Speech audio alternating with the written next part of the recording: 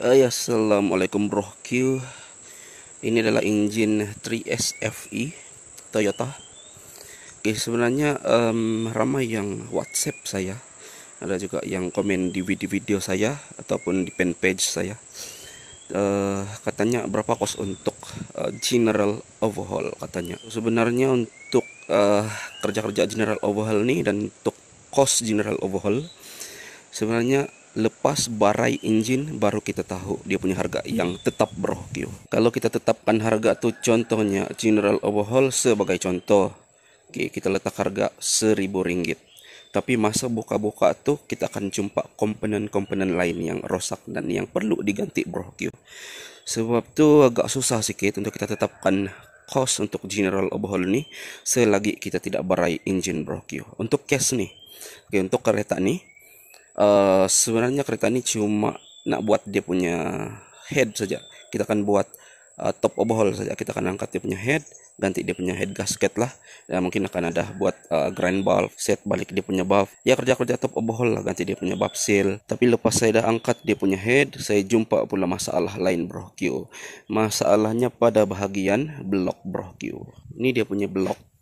Ini antara dia punya piston-piston lah yang saya dah cabut, oil pump, oil sump. Ini dia punya crankshaft. Kereta ini sebenarnya nak buat top overhaul saja bro Q. Air daripada engine dia akan tendang. Nak kereta cakap kita try buat top overhaul saja dulu. Sekali dah buka dia punya head ni, kita dah nampak masalah lain bro Q yang perlu kita buat juga. Sebab kalau kita buat top overhaul saja, masalah tidak akan selesai. Cost untuk general overhaul tuh kita boleh tetapkan selepas kita barai engine, selepas kita dah cek semua benda, semua komponen apa yang perlu dibuat, dia punya blok perlu engineering atau tidak, atau hanya perlu ganti dia punya piston ring saja. Kurang boleh tengok sini. Alright, ini adalah blok dan piston nomor 1, nomor 2, nomor 3, nomor 4. Dan kiraan piston kita kira daripada timing bell bro. So kita tengok dia punya blok nih. Oke, blok untuk piston nomor 1, nomor 2, nomor 3 dia oke bro Q, dia tidak makan. Piston bagian nomor 4 nih, dia punya blok makan bro Q. Korang boleh tengok tuh. Korang boleh tengok nih. Ini kesan makan bro Q. Dan kalau kita sentuh dengan jari pun kita memang boleh rasa lah bagian blok ini dah makan. Dekat sini dia lebih ketara. Oke, korang boleh tengok yang bagian ni dengan yang ni.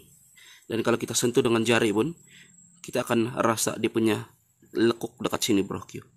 Memang rasa calar dia dalam juga lah. Kira dalam juga dia punya calar nih. Dan yang ni juga, ni lubang nih. Kalau kita sentuh dengan jari, memang boleh rasa lah. Ini kesan air nih bro Q. Kalau kita cuma buat top overhaul saja, benda tidak akan selesai bro Q. Sebab dia punya bagian piston nomor 4 nih dah makan bro Q. Nah, tanah untuk penyelesaian yang lebih bagus, kita kena potong dia punya blok lah. Kita antar engineering akan potong dia punya blok nih. Dia punya piston ni pun kena oversize lah.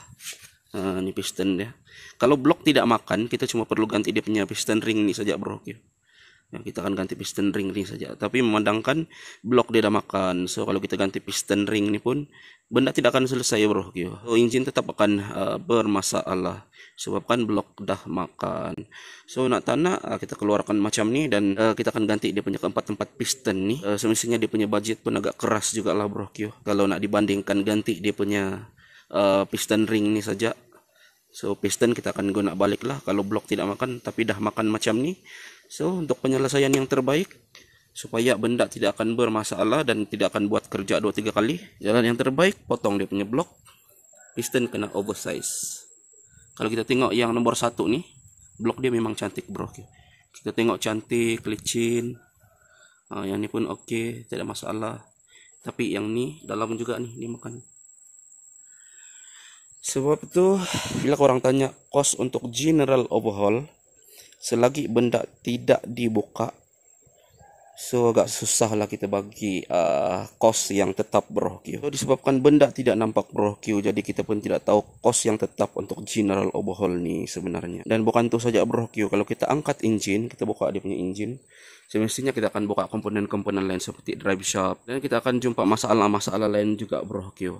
Seperti kereta nih, kita dah buka engine, kita dah turun engine, kita dapati dia punya rack ni leaking bro Q. Kita kena tengok juga lah, kita kena bagi tahu owner sama ada nak buat sekali atau tidak. Yang penting kita dah explain apa yang perlu diganti, apa benda yang dah bermasalah masa kita buka.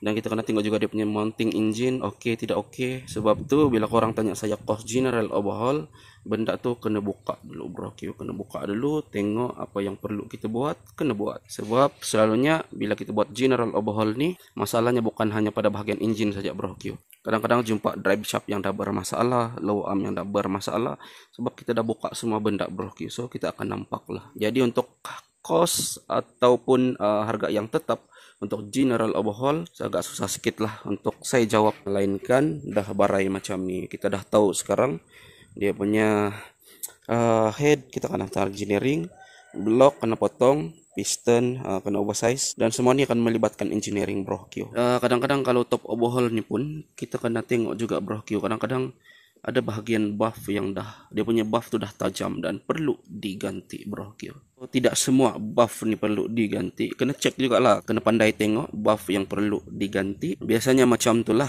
dan kalau nak perfect ganti semua lagi senang.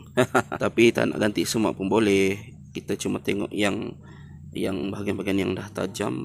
Kalau saya biasanya ditanya berapa cost untuk general overhaul, saya akan jawab benda tu kena buka dulu bro Q, baru kita tahu dia punya cost yang tetap. So harap korang paham bro Q, kerja-kerja general overhaul ni saya sendiri pun tidak tahu dia punya cost yang tetap untuk general ni selagi saya tidak barai sebuah engine ni bro Q.